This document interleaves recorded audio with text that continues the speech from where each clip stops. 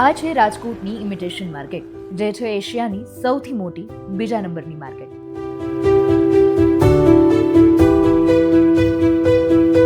અને આના પાયામાં મહત્વનું યોગદાન સ્ત્રીઓ આપે છે. 80 થી 85% લેડીઝ ગૃહ ઉદ્યોગની જોડાયેલી છે. લેડીઝ અમને કામ કરીને દે છે ને તો અમારું હાલ છે અત્યારે. નારી તું નારાયણ, આ વાક્યને સાર્થક કરતી આ બધી જ સ્ત્રીઓ કે જે ઘરની જવાબદારીઓ, સંતાનની જવાબદારી ને તેની સાથે કમાઈ પણ છે અને ઘર ગુજરાન પણ ચલાવે છે. અને આ બહેનો સાથે વાતચીત કરી અને એ દરેક સ્ત્રી શક્તિની વાતને નજીકથી જાણી.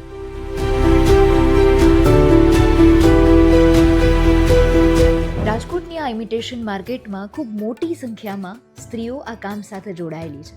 ઘણા પ્રકારના નાના મોટા કામો છે એ સ્ત્રીઓ દ્વારા જ કરવામાં આવે છે. નિકિતા રાઠોડ, મારે 2 years થઈ ગયા છે આ ફિલ્મમાં. અત્યારે મોસ્ટ ઓફ જોઈએ તો ઇમિટેશન માર્કેટમાં વુમન્સ વધારે પાર્ટ લે છે. 70 યા 75% બધા ઇન્ક્લુડ હોય છે. આમ તો સ્ત્રી દિવસ છે આજે, અને ઓલ ઓવર ઇમિટેશનની વાત કરીએ તો ઇમિટેશન માર્કેટમાં જે રીતે મેં વાત કરી કે અંદાજિત 70 થી 75% જેટલી સ્ત્રીઓ છે એ આમાં કામ કરે છે. મોતીનું કામ કરવાનું હોય, મીણાનું કામ હોય, ડાયમંડ હોય, પેકિંગ હોય. એ સિવાય અહીંયા તમે જુઓ તો અહીંયા પણ ઘણી બધી વુમન્સ છે એ કામ કરે છે.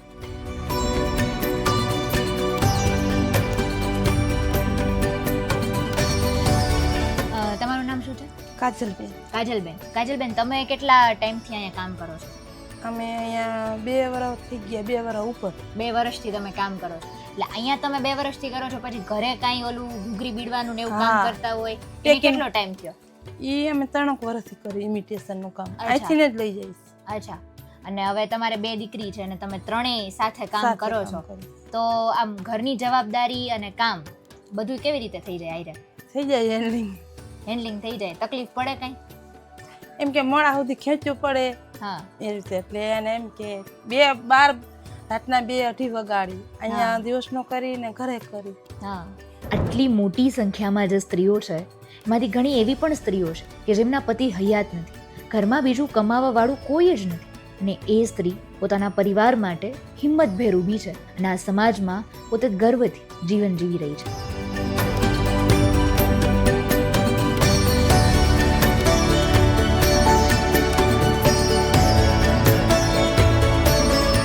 મારું નામ મનીષ ગોસરા. અમારે ઓલમોસ્ટ આમ જો તો પ્રોડક્ટ બનાવવામાં ઓલમોસ્ટ લેડીઝ વર્ક જ આવે. ઓલમોસ્ટ પેકિંગનું હોય, મોટી ફિટિંગનું હોય, ડાયમંડ ચોંટાડવાનું હોય, ઓલમોસ્ટ આમ જો તો બધું લેડીઝ કામ જ. ખાલી ઓફિસ વર્ક ખાલી જેન્ટ્સનું હોય, બાકી ઓલમોસ્ટ લેડીઝ. ત્યાં જ્વેલરી અમને કરી દઈએ, લેડીઝ જ કરી દઈએ. અમે લેડીઝ ઉપર જ નિર્ભર છીએ. આમ જોવો ને તો હાઈ વજનવાળી વસ્તુ હોય કે ટેમ્પરેચરવાળી વસ્તુ, એ થોડુંક એક પાર્ટ જ આવે. ઇમિટેશન જ્વેલરીમાં એક પાર્ટ એવું આવે કે જે જેન્ટ્સ કે બોયઝ કામ કરતા, બાકી એમાં ધારો કે 6 પાર્ટમાં કામ થતી હોય જ્વેલરી, તેમાં 6 પાર્ટ લેડીઝ કામ કરતી હોય. ઓલમોસ્ટ વધારે પડતી અમારે લેડીઝમાં હોય. લેડીઝ હોમ કામ કરતા હોય, ઓલમોસ્ટ જેના હસબન્ડ ઓફ થઈ ગયા હોય કે એવું બધું હોય, જે જિમ્મેદારી હોય, તો એ બધી આ વર્ક ઇઝી છે કામ કરવા માટે. ઇઝી તો વધારે પ્રિફર આ ઇમિટેશન માટે કરે, કેમ કે ઘર બેઠા કામ મળે. ઓલમોસ્ટ ઘર બેઠા અહીંયા સર્વિસ એને પ્રોવાઈડ કરીએ કે ભાઈ અહીંયા ઘરે દી આવે, અહીંયાથી ઘરે લઈ આવે, તો એ લેડીઝને હેરાન ના થાવ. ભાઈ એમ કે ભાઈ થઈ ગયું તમારું કામ, તો લઈ જાય દઈ જાય, એ રીતના કામ કરતા હોય બધા. બંને બહેનો કેટલા સમયથી આ કામ કરો છો? મારે તો 3 વર્ષ થયા કામ કરું છું. એટલે આમ ઇમિટેશનમાં જ 3 વર્ષ થયા? 3 વર્ષ. ઓકે. અને તમે આ બંને બહેનો કામ કરો છો, ઘરમાં મમ્મી એ કામ કરે છે? હા, મારા મમ્મી તો ઇમિટેશનમાં બાંધવા ખોલવાનું કરે છે. આ બુટીજી બાંધી હોય ગોલ્ડ કરીને આવે ને, બાંધવા ખોલવાનું કરે છે. આ તમે ત્રણેય કામ કરો છો ઘરમાં, અને આની એક આવક થતી હોય, તો એ આવકની ઘરમાં આમ ટેકો કેટલોક થઈ જાય? ટેકો તો થાય જ નહીં. મારા પપ્પાને તો ઓપરેશન વાળો છે, મારા પપ્પા તો કામ જ નથી કરતા. અમારું જ અમે કામ કરીએ એમાં જ ઘર ચાલે. તમે ઘર સંભાળો છો આખું? એટલે આમ તમે માં દીકરી ઘર સંભાળો છો એવું કહી શકીએ આપણે એમ? ભાઈ છે એ ભણે છે. ભાઈની ઉંમર શું છે? ભાઈની હશે 15 વર્ષ, 11મું ભણે છે. અચ્છા. પછી એનો ભણતરનો ખર્ચો, તમે બંને બહેનો ભણી છો? બે 8 ભણે. 8 ભણ્યા છે. અને ભાઈને અત્યારે ભણાવો છો આગળ? ભાઈને શું બનવું છે? ભાઈને પોલીસમાં જવું. પોલીસમાં જવું છે. એનું સપનું પૂરું કરવા માટે મહેનત કરો છો અત્યારે, ઘર સરખું ચલાવવા માટે મહેનત કરો છો, અને મમ્મી એ કામ કરે છે, બેન કામ કરે છે. આમ તકલીફ કેટલીક પડે? તકલીફ તો મમ્મી ઘરનું કરતા જાય ને બહારનું કરતા જાય. અમે થોડું ઘણું સવારે કરતા આવી કામ. આમ પછી એક સ્ત્રી તરીકે આમ તકલીફ પડે કામ કરવાનું, ઘણીવાર તો મોડે સુધી એ કરવું પડતું હોય, તો એવી કાંઈ તકલીફ પડે? તકલીફ તો પડે જ ને, કામ કરતા હોય તો બધું સહન કરવું પડે જિંદગીમાં એવા હોય તો. એ હિંમત આમ ક્યાંથી આવે? શું તમને આમ યાદ આવે? શું તમે જોવો તો તમને આમ હિંમત આવી જાય? કાંઈ ને, આમ આપણે કામ કર્યું હોય તો કાલ સવારે આપણને જ કામ આવે, એટલે મહેનત તો હંમેશા આખી જિંદગી કરવી જ પડે, એટલે આગળ જતા આપણને તકલીફ ન પડે, આપણે આગળથી કામ કર્યું હોય ને તો પહેલેથી. અને ઘણા એમ કે ભાઈ સ્ત્રી ઘર નો સંભાળી શકે, કે સ્ત્રી છે એ આવક નો ઊભી કરી શકે. આ વાત ખોટી છે ને? ખોટી જ છે ને. સ્ત્રી બધું કામ કરી શકે, બહારનું કરી શકે ને ઘરનું કરી શકે.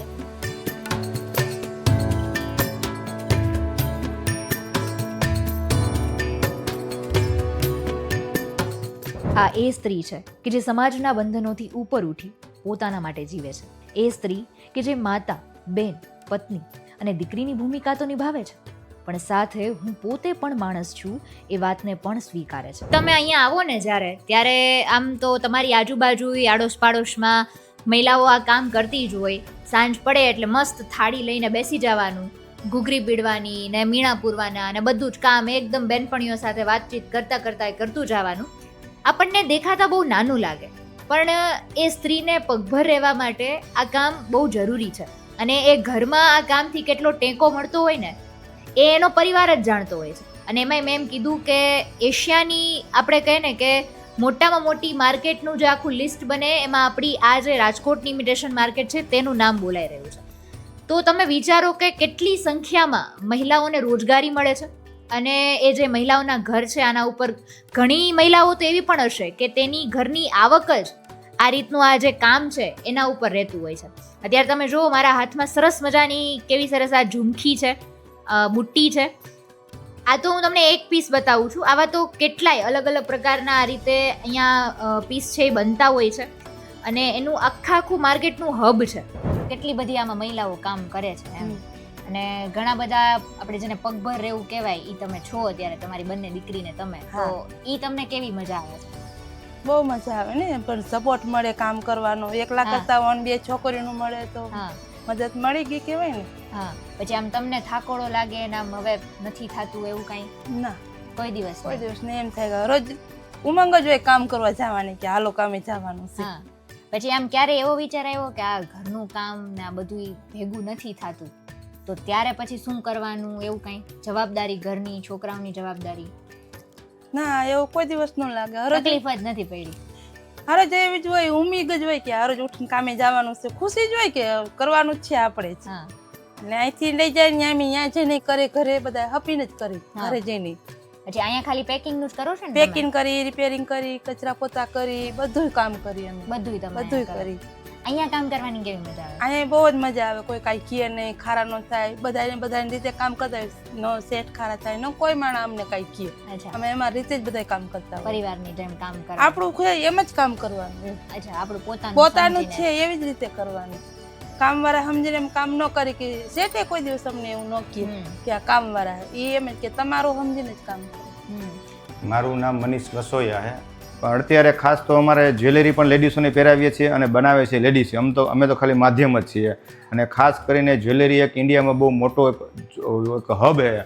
અને અત્યારે સોના ચાંદીના ભાવ વધવાથી ઇમિટેશન જ્વેલરીની માંગ વધી ગઈ છે, અને જેથી કરીને લેડીઝોને રોજગારી દિવસે દિવસે વધી રહી છે અને એને મળી રહી છે. અને એને રોજગારી વધારે મળવાથી એને ઘર પરિવાર વ્યવસ્થિત ચાલી રહ્યું છે. જ્યોતિબેન મારી સાથે છે. કેમ છે? મજામાં? હા. તમે અહીંયા કેટલા ટાઈમથી કામ કરો છો? 3 વર્ષથી. 3 વર્ષથી. તમારે શું કામ કરવાનું હોય અહીંયા? મારે શું કહેવાય, આ હિસાબ ને એવું બધું કરવાનું. હિસાબ ને એ બધું. પછી મજા કેવી આવે છે? બહુ જ વધારે મજા આવે છે. પછી આમાં છે ને ઘણીવાર મારે આજે ખાસ એ પ્રશ્ન પૂછવો છે કે ઘરે કામકાજ કરવાનું એવું બધું હોય આપણા ઉપર હોય એમ, તો ઘરનું કામ ને આ કામ બે બેલેન્સ કેવી રીતે થઈ જાય? આમ કોકવાર ખેંચાઈ જાય એવું બધું થાય છે? ના ના, એવું કઈ નહીં. થઈ જાય છે બધું. તો એ કેવી રીતે કરો છો? મારે બધું સેટલમેન્ટ છે, મમ્મી, બેન ને હું. હા, એટલે 3 છોકરીઓ હોય ને એટલે ઉપાધિ નથી. અચ્છા. અને તમે ત્રણેય કામ કરો છો? હા હા. તમે ત્રણેય કરો છો? હા, અહીંયા જ છે. અહીંયા જ એક સાથે જ કામ કરો છો? તો પછી આમ ઘણીવાર આમ તકલીફ પડવી કે એવું કઈ થાય કોઈ દિવસ? કોઈ દિવસ નહીં. સવારે તમારે કેટલા વાગે ઉઠવાનું, કેટલા વાગે ઘરનું કામ પતાવો? સવારે તમારે કઈ કામ ન હોય. હા, 8 વાગે ઉઠીને ફ્રેશ થઈને દુકાને જવાનું હોય. અચ્છા, પછી અહીંયા કેટલા વાગ્યા સુધી રહ્યો તમે? અહીંયા 7 વાગે 7 વાગ્યા હા, સુધી. સાંજે. અમે જ્યારે તેમની સાથે વાતચીત કરી તો એમાં ઘણી બધી નાની ઉંમરની દીકરીઓ છે કે જે આ કામમાં જોડાયેલી છે અને ઘરની કદાચ આર્થિક પરિસ્થિતિના લીધે એ એજ્યુકેશન પણ નથી મેળવી શકતી, પણ એ જે હસતા મોઢે આ કામ કરે છે, કદાચ એના મનમાં એ વિચાર જ નથી આવેલો કે હું સ્ત્રી છું, મારાથી આ કામ નહીં થઈ શકે. એ જે પરિભાષા છે, એ જે વ્યાખ્યા છે, એના મનમાં એ શબ્દો જ નથી આવેલા. એના મન તો એમ જ છે કે એ સ્ત્રી છે તો શું થઈ ગયું. એ દરેક કામ કે જે પુરુષ કરી શકે છે એ સ્ત્રી પણ કરી શકે છે અને એ દીકરી પોતાના પરિવાર માટે અત્યારે કરી રહી છે. ઘણી સ્ત્રીઓ છે ને બી જાય, આમ ઘણીવાર એમ કે મારથી નહીં થઈ શકે, તો એને શું કહેશો? જિંદગીમાં હાર ન મનાય, આપણે ધારીને તો બધું કરી શકીએ. ન બીવો છે ને, બહાર કામ કરો છો તો બીવાનું શું? હિંમતથી જ કામ કરવાનું. ખબર જ છે આપણે કામ કરવાનું કરવાનું જ છે. હા, એટલે હિંમત જ રાખવાની કે આપણે કરવાનું જ છે. આજે સ્ત્રી દિવસ છે, પણ કોઈ દિવસ, માત્ર એક દિવસ શક્ય જ નથી સ્ત્રીના મહત્વનું વર્ણન કરવા માટે. આપણે કહીએ ને કે સ્ત્રી ધારે તો શું ન કરી શકે. આત્મવિશ્વાસ અને હિંમત સાથે આજે પોતે પોતાના પરિવારનો એ મજબૂત સ્તંભ બનીને ઊભી છે અને ગર્વ છે કે સમાજ પણ સ્ત્રીને આજે દરજ્જો આપી રહ્યો છે અને સ્ત્રી પોતાના સપનાઓને પ્રાધાન્ય આપી રહી છે.